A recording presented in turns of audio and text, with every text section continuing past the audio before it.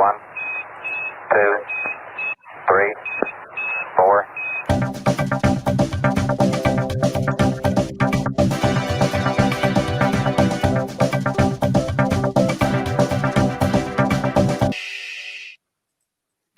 Welcome. I am Ravi Tangri, and I am absolutely delighted here to have Michelle Ray with me. What we're going to be exploring today is a word possibly that's been, I think, has been overused, because I cringe whenever I hear it, is pivot, but we're going to approach it from a different direction. Welcome, Michelle. Thank you, Ravi. It's an absolute pleasure to be here. So tell me about this. When you're talking about rethink, respond, rebound, let's just talk about that together as a concept. Why is that so critical right now?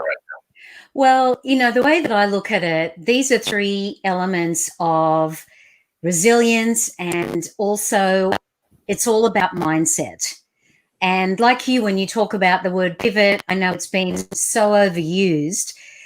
And if we continue to think the way that we all have been forced out of our status quo right now, disruption has happened, as disruption always does.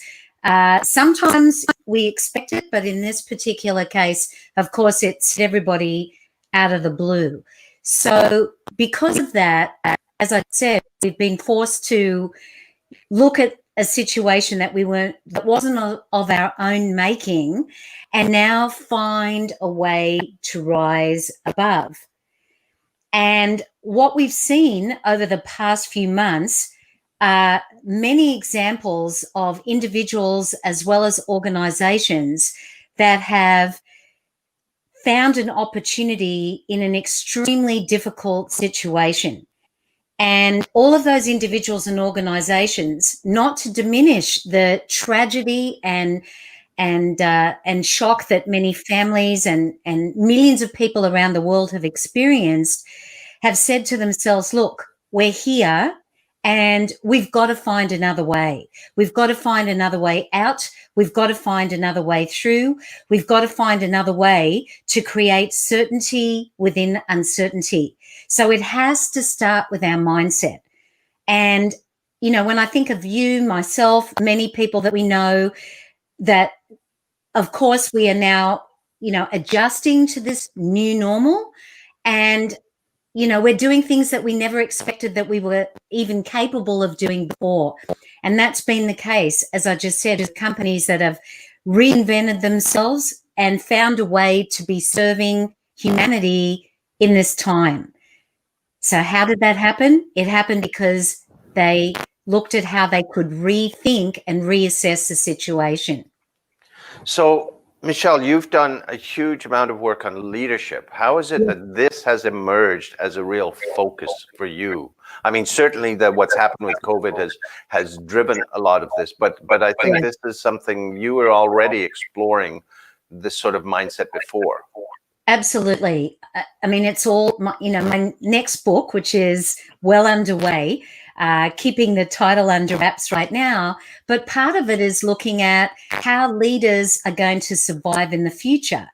And as we just said, everything has changed. So this change has only accelerated. It's not as if it wasn't happening before, but it's very clear that leaders have to look at their entire approach and make a decision as to how they're going to do things differently, let alone why they need to do things differently. And I think, one very big example of this is all around the fact that you've now got literally millions of people thrust into a situation where they're working remotely, not out of desire, but out of necessity. Okay. So I think one thing that's really key here is that you use the word resilience is under all of this. Yes. Why is that so critical today? Because what we want to explore, especially for individuals, how can they rethink, respond, rebound? Why is that resilience so critical? Well, resilience is the cornerstone of our psychological survival.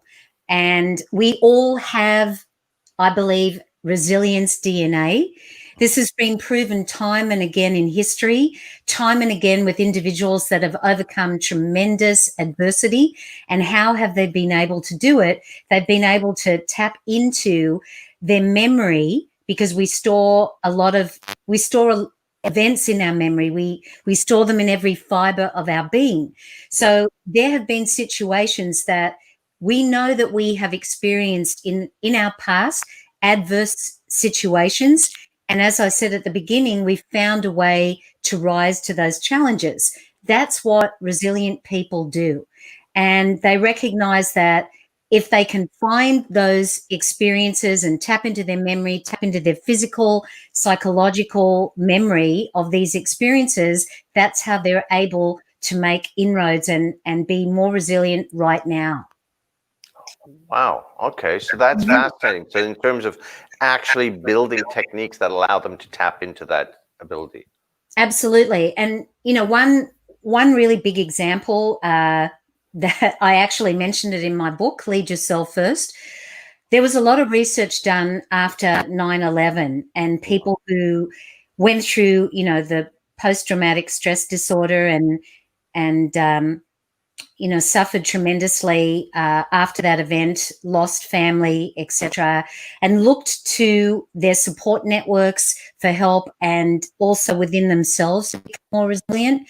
And Psychology Today has published a number of articles on how those individuals who were able to do that and realize that they had that resilience within them, the way that they managed those situations, that situation specifically, I should say, they were able to do it because they knew that they had that capacity already. It was within them. And a lot of research that was done shone a light on that at the time and since that time. It's interesting because implicit in that, you said that was one of the things was they knew to reach out. Yes. And to reach within the both of them, which absolutely. I can see that the both are necessary, but there's a lot of people who are in positions of power who don't necessarily reach out or even tap into those deeper resources within. Right. And that, that would really serve them well if they made those choices for everyone, regardless. My work and my position on leadership. Leadership isn't a title. Everyone has the ability to choose to be the leader of their own life. And, I'm passionate about that. It's a message that I carry to people no matter what their position in any organization. And that's how we need to see ourselves, as the leaders of our own lives. And that's why, I know that for some people, it sounds like a lot of psychobabble, but we really do, what choice do we have? We can either bury our heads in the sand, or we can decide, I know I may not be happy with this situation, and indeed that's understandable, and that's true of any adverse situation, but what am I going to choose to do? Yes. And that's why I believe that those choices are, I can rethink, I can respond, and then I can rebound. And if I can illustrate it another way, Ravi, let's imagine that we are going along this highway of life, this highway called life. We go through many ups and downs, many peaks and valleys. So we're cruising along this highway of life, and all of a sudden, bam, some sort of event occurs, some sort of shock, some kind of change or disruption. So this is typically what happens. Some people will go like this. They will actually, sink lower and are jolted, as I said, out of that current reality.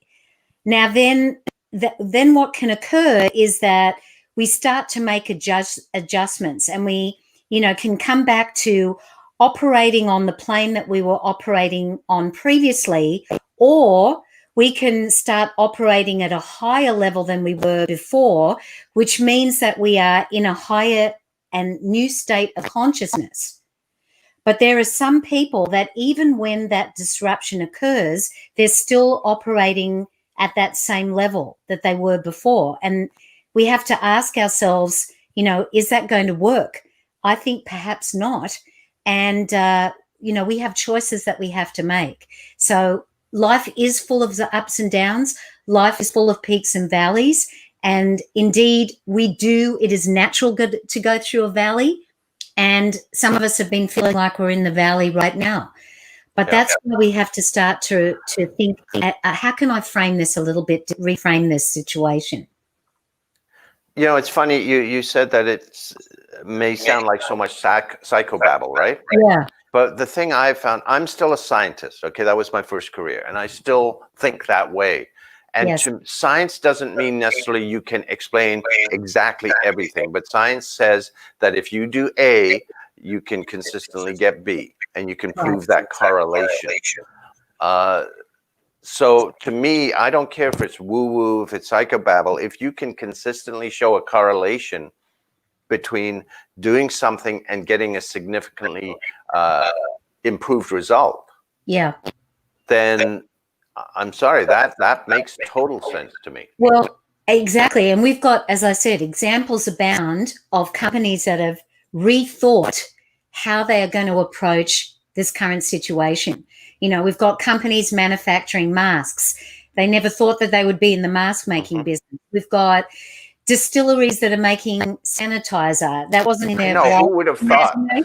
Exactly. And the list goes on and on. So let me just make the point about how we can rethink, and how I've illustrated this point to leaders and anyone at all can really look at it this way. Okay. You can see what I have in my hand. Yeah. This is something that I learned from a dear friend of mine by the name of Lillian Zaza. And she talks about apolosophy. So I want to make sure to give credit where credit is due. I absolutely love this. Anyone can use it. It makes total sense. So when you think about this, and you think about if you were a farmer, for example, in Washington State or in the Okanagan Valley in British Columbia or in Tasmania, Australia, what would this represent to you?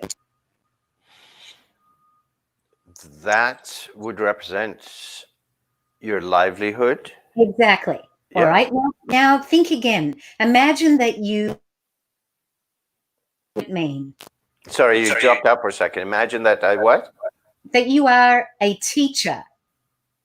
A teacher. Well, two things. It'd be a symbol of what your students, you know, of your connection with your students. Or it could be a gift that your students have brought you.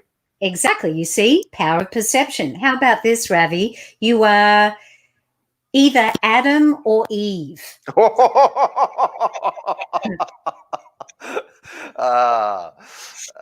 It's temptation. Right. Exactly.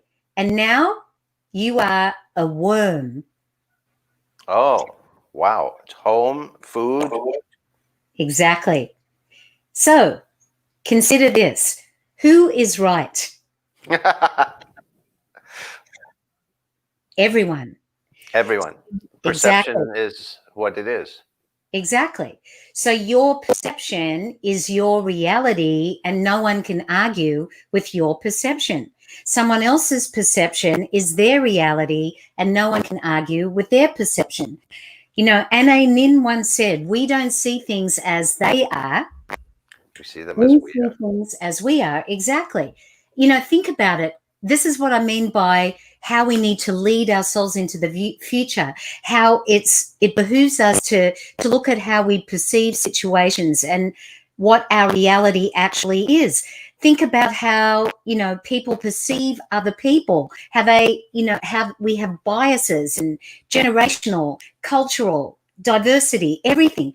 And this is why if we don't open our minds, you know, we're just going to stay stuck. The famous poet Anonymous said, many an open mind should be closed for repairs. I'll vouch for that, yeah. So rethinking is reassessing and reconfiguring what is going on between our ears. And again, that requires a different mindset. And it's all about the lens that we use to view the world that creates specific outcomes.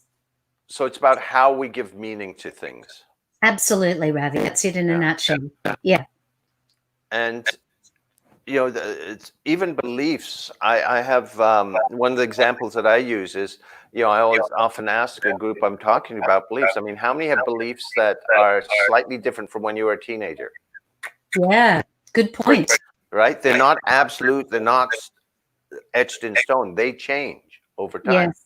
Yes. And yet Yes. people think that what they believe is the truth. Exactly. And that kind of thinking, there is no way, when you think about the fact that we are now in the digital revolution, is not going to work if we don't keep evolving over time and continue to shift and continue to collaborate with other people who know a lot more than we do, to bring them into our sphere of influence, to utilize their strength, to utilize their knowledge. It's just so important. In fact, it is going to be essential for survival. So, Yeah. accelerates. And even going beyond what's happening with COVID, if you look more precisely in the last week with the things that are happening with the Black Lives Matter, Right. it's about changing the meaning. I see such an opening for people from people who are not of color to say, okay, what is this privilege? What am I not seeing? What is this that's invisible to me? Yes, And it's they're opening definitely, to, they can't experience what people of color do, but they want to at least understand the stories, so that they're changing that meaning. They're doing that rethink. We're open exactly, to the rethinking. exactly. And yes, some of the most incredible, posts and articles and, people that are, realizing that it's about opening our minds, and we don't know what it's like to walk in someone else's shoes. And so, this tragedy has made people again reassess and rethink their biases and their beliefs and their preconceptions. And it's going to, let's all hope that it's going to create a fundamental shift in global society as a result. Yes. Hopefully there's something Yes. sustainable coming out of this. And, Absolutely, fingers Ravi. crossed. So Absolutely. then if we are on a journey of taking leadership in ourselves, in our own life, then that first step is to be able to rethink, to say, what is the meaning I've given to the world? What is the meaning of, and that's really where, honestly, it's where stress comes from, is when things are different from what you expect. Right.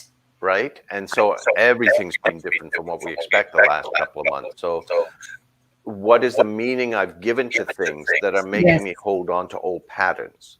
Exactly, Ravi. Exactly. Okay. And I go into a lot of detail about that in my book, Lead Yourself First. And, that idea of, okay, so now I'm at the crossroads and I have choices to make. So if I'm going to take a different road and I'm going to reevaluate what I've thought things are about up until now, then my next choice is to respond. Now, I'm sure many of us have heard of the idea of either responding to life or reacting to life. Yes. And there is a big difference. A lot of us right now, including myself, when this event that occurred 3 months ago and has escalated, definitely put a lot of us into reactivity mode. Why is this happening? And obviously it's just been shocking to so many of us. Yes. So reaction, understandably, is emotions based. Responding to a situation is values based. Okay. So, for example, if I have a value of believing that, of believing and advocating that change is good and change is an opportunity, maybe that's a better way of putting it, that change can be seen as an opportunity, then I'm being thrust into change.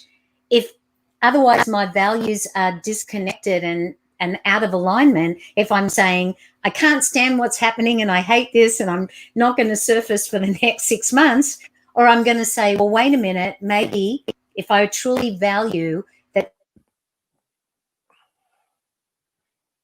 Oh, we just lost you for a second. If I truly value If I truly value that change is a credo that I live by, am I ready to embrace it?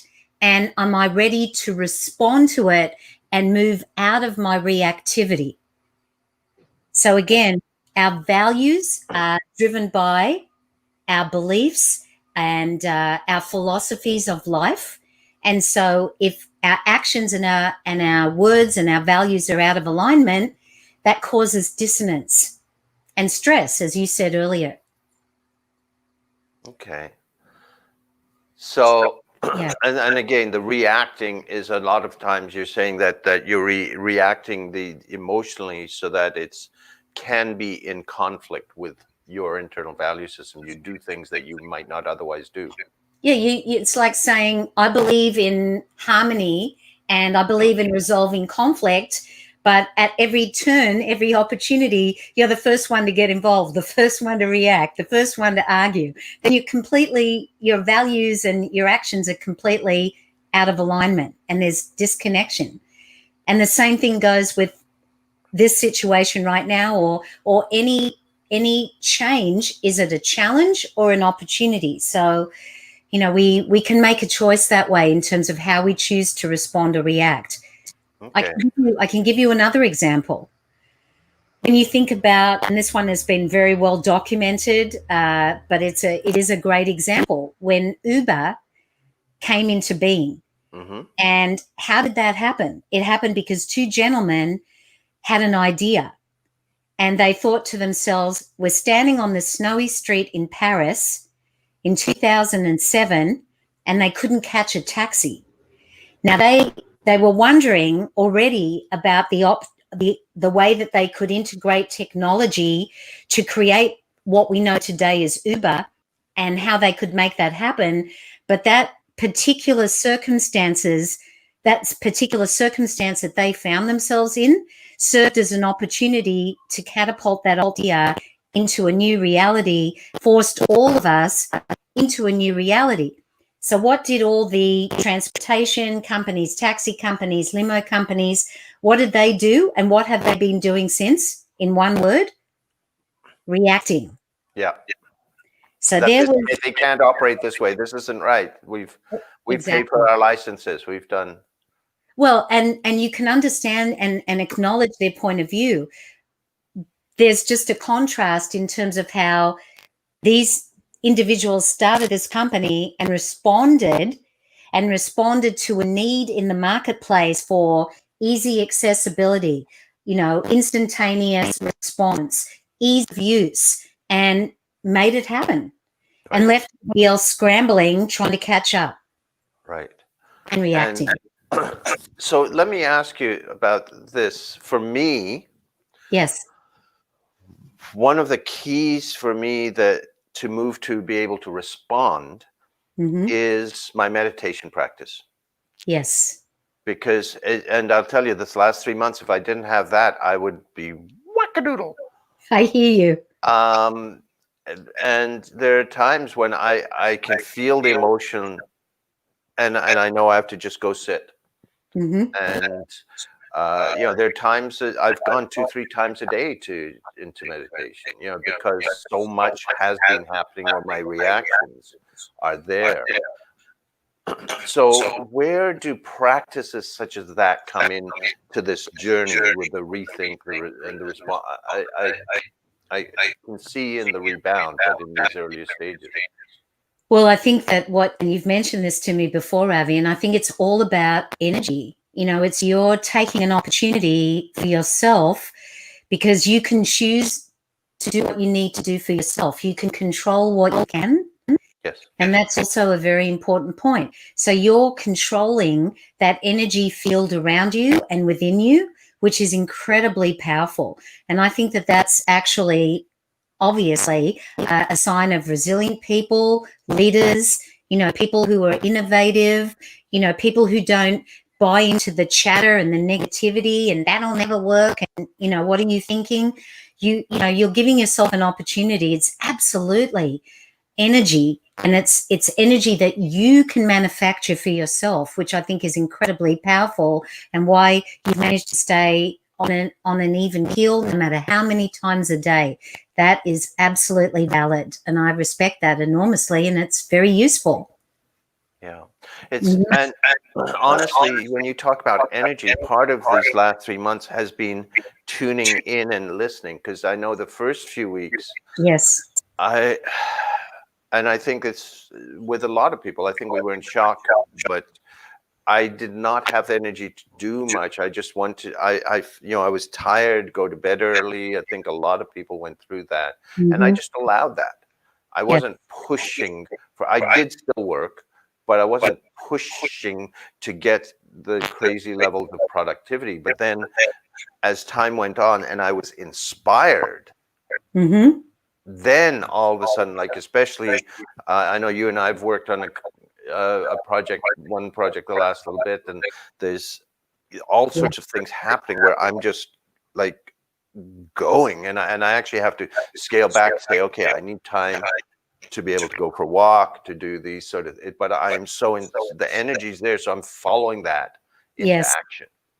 Well, I think that it goes without saying that the difference between you is what you have and what others have who are finding a way to rise above is self-awareness. You know, there are people that, millions of people that have it and millions of people that don't, and they're walking around reacting to everything that's happening. But it's like, well, wait a minute, you know, what do I really think about this? You know, do I have any level of awareness that I'm contributing to the choices that I make, and I'm contributing to the outcomes that I get? I mean, I know that I've experienced this right here, right now, in this time. My calendar was completely wiped out of speaking engagements. All of our story, right? All of us, every single one of us, hundreds of thousands of us, no doubt, and other businesses, and you know, there's just, the list goes on and on and on and on. But it's going to be very interesting, getting to that last point. How are we going to rebound this adversity and this challenge, or this opportunity and this new way of looking at the world? So, you know, I'm to accept it. Am I going to run away from it? Or am I going to change the way that I respond to it? And I'm going to choose to do the last one. And I can add a fourth one, because we do have choices in life. And we've seen people exercise the fourth choice, Ravi, and that is that there are people that will continue to make themselves completely sick over this. Yes. You know, any stress, we can accept it, walk away from it, respond to it, or just go, you know, just completely resist and make ourselves literally physically ill from it. Yeah. Well, and I mean, that's part of the concern, is that there's going to be a lot more mental health challenges coming out of this, because I think the more that you try to resist, the more that, And that's why the collaboration is so important. And when people are hurting and people need that friendly ear, and we need people to understand where we're at, I mean, it's absolutely essential. I heard something or read something recently. I love looking at all the work of Gallup research. Yes. And there was an article that came out last week or the week before, again, giving very specific advice for leaders in terms of how to manage their organizations right now. And one quote from that research that I really paid attention to was, candor over charisma. Okay. People are unimpressed, as I said, by ego and by position power. What they really need now is for people to take a genuine interest in how they're feeling and to show that they care. And I thought that that was a great one line about how leaders need to operate if they're going to be able to have people buy into what they're trying to do. Before we do anything else, we always need to pay attention to people's emotions, because people will, for want of a better word, when I say buy into an idea, emotionally they need to connect with it, before they're going to respond to it logically. So we need to be paying attention to what people are feeling right now. So the key is, I think, if you do the rethink and respond, you create the space where you can rebound as opposed to react, right? Yes, yes.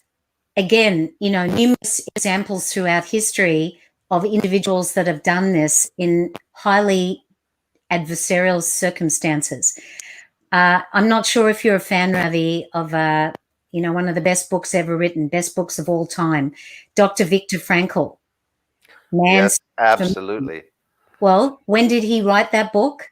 And when did he, I mean, he started writing that book when he was in the concentration camps during the Second World War. Now, there's an example. And one of my favorite quotes from his work is that one can choose one's attitude in any given set of circumstances. And we all have our stories. We all have challenges we've come through. But honestly, I don't think any can go beyond what he experienced. And yet he could say that. And he could say that. And he had the mindfulness and the awareness of exactly what he was dealing with. And I think another one of his quotes was something along the lines of, you know, they may try to take my body, but they can't take my mind. Yeah. So the power of the mind, and he was the first person to start the self-determinist movement in the world. So, shining example. Yeah, and it is that you know it's that you can't. Your attitude cannot change unless you allow it, and a lot of people abdicate that. Yes. And they think they're helpless, but they're not. It is a choice. Yes. And I know when I'm resilient, I can face the same situation and go, no. And when I'm not, it's like absolutely. Yeah. You know, I was very fortunate. I also had two incredible role models in my parents who lived and breathed resilience like no other people I've ever known in my life. Both of them went through absolutely incredible challenges. You know, not only did they survive the Second World War, but they also, you know, lost their home, their business. I mean, my mother's health, she must have had 12 different health challenges. And every time, except for the last one that she had absolutely no control over, which was acute dementia, you know, she always found a way. And my father was exactly the same. And again, it starts with your thinking. Yeah. So if someone is in a place where they're still feeling a little beaten up by this, yes, what are some of the first steps that you think they can take to start to go down this journey of rethink, you know, respond, rebound? Well, and I know from some of the other wonderful guests you've had on your program that I probably share a similar philosophy. I think, again, as I just mentioned, it starts with that self-awareness. So understanding what you're feeling right now and giving yourself permission to feel it, I think that's the first step. Recognizing that there are ways that you can channel that energy. And you know, if you can find even 60 seconds or 30 seconds to start with, to just sit with yourself and allow yourself to feel those feelings and not to fight them. I know that other people have said the same thing to me when I felt overwhelmed. So again, it starts with the willingness to do that. If we don't have that willingness, perhaps there's other tools that we can use. Maybe we can write. Maybe we can make one phone call. Maybe we can talk to one person. You know, something that we can choose to do for ourselves, even if it's only briefly, just to start to move out of it incrementally. That's one option a couple of options that we have. Now, with the in terms of the responding, you know, I mentioned to you, or the rebounding, I mentioned to you, for me, I listened to my intuition. So, you know, in the last 2-3 months, I didn't force this. That first couple of weeks, I just, you know, I did make progress, but I just, you know, I didn't push. But then when my intuition said go. When I felt energy, I followed it. How does intuition play into this? Oh, I think that's such a great point, Ravi. You know, because you're very in tune with yourself. You know, again, not everyone has that capacity, but those answers are in there. And I heard one person once tell me, your gut is never wrong. So when you're feeling scared, you're feeling scared. When you're feeling whatever you're feeling, it's, you know, it's not lying to you. When you're getting a certain vibe about a person, it's not lying to you. It's telling you the truth. When you hear that voice when you're able to hear those messages of, I've got to slow down, I've got to take it easy. So, you know, trusting your intuition. I mean, I know that this is a battle. I know that there are times where I have to ask myself, you know, when I'm writing my book and I'm struggling, what am I resisting? You know, what are the thoughts going on in my mind when intuitively I know that stronger part of myself has a voice and has something to say to the world. So I want to go with that part of my intuition and realize that that's what's going to help me. But there are these other voices that are out there doing push-ups, you know, trying to slow me down and say, no, no, no, no, no, no, no, all the little gremlins. You know, there might be part of your intuition too, but we can't necessarily unlearn those things in 5 minutes. I think that's a little bit unrealistic. You know, it's a process. Everything is a process. I have a Jedi mind trick or two. Ah. Well, you have the awareness, Ravi. That's the key, right? Yeah. So just starting with little. If we don't give our self permission to sit still, it's very hard to find that intuition, isn't it? Yeah. Well, I mean, you need to be silent to be able to hear it because it's a very silent voice. It's very quiet as opposed to the noise that goes on up here. So much noise in here and out there. Yeah. Yeah. The interesting thing though about intuition is a lot of people say, "Oh, I don't have it." But everybody says, "Oh, I knew I shouldn't have done that." Oh yeah. Oh, I knew I should have done that. Right? Well, excuse me, what the heck is that but intuition? Hello. That's exactly what it is. You don't have to call it that if you don't want to, but that's what it is. Yeah, but they didn't listen. And that's fine, but that's an awareness that you have it.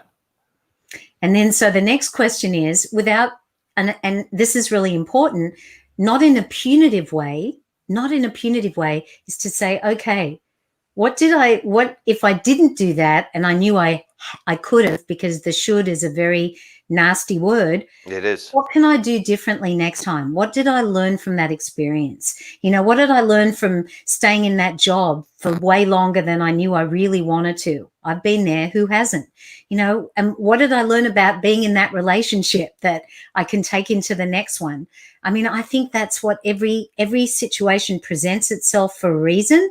And, you know, that's in my view, that's the way I like to look at it. What can I take away from this and try to apply differently next time round to get me closer to what I really want? Well, I think you've given us a whole lot of things to take away here, Michelle. Thank you so much for joining me. It's an absolute pleasure. Thank you. Thank you. If people are looking to get a hold of you, your website's probably the best place to reach out. Yeah, absolutely. Thank you for sharing that, Ravi. Yeah. And I truly appreciate this because it is so, what it does is it demystifies this whole, like I said, overused word of pivot. You can't just pivot like that. You need the time to be able to rethink so you can respond and then rebound, right?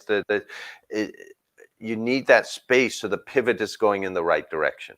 Absolutely. And it seems to happen quickly when it does. But, well, I know but it's because you allow that space to happen first. You would not be, as you know, there is no way you could have told me 3 months ago that I could sit down at my desktop and start editing my own videos and adding music and special effects, because I was telling myself that I don't know if I've got the ability to do that, but if I give myself the time, you know, now I'm excited about continuing to do that. Yeah. And I didn't know I would, but it was in there. I just needed for it to come out. It is fun. Yes. So the other thing I do want to mention to people watching this, if you are an entrepreneur, whether you are a solopreneur, you've got an organization that's working for you. I'm working with another colleague of Michelle's and mine, David Guthrow, and we are doing what's called a thought exchange. We want to find out what entrepreneurs need to excel at, to thrive in this time and beyond. Mhm. And so the cool thing, that's the one question, only one question we're going to ask you. But the cool thing about thought exchange is once you answer that question, your answer will anonymously be added to the pool of responses that everyone else has entered. And then you'll be able to see what other people have answered and enter information, rank them, how Yes. important they are. So that way we're going to see how entrepreneurs all over really see these issues and where they need to excel. So I will put the link to that in the comments of this, but I would appreciate it if you are a business owner, if you'd take a few minutes to do that thought exchange, and you'll be able to get the results, informations on that at that link once we put all the data together. But please do take a few minutes to do that. Absolutely, Ravi. Thank you. Yeah. So thank you again, Michelle, and thank you to all of you for tuning in. And also tomorrow I will be back actually every weekday in June at 9 a.m. Pacific, noon Eastern, 5 London time. I'm going to be interviewing a different entrepreneur on their entrepreneurial journey. And so tomorrow I'm going to be chatting with Rhonda Scarf, who Fabulous. created an amazing business in an area where they said, you'll never be able to succeed there. Oh, so yes. we're going to dive into what drives her and what enables her to move past what people say is not possible. Excellent.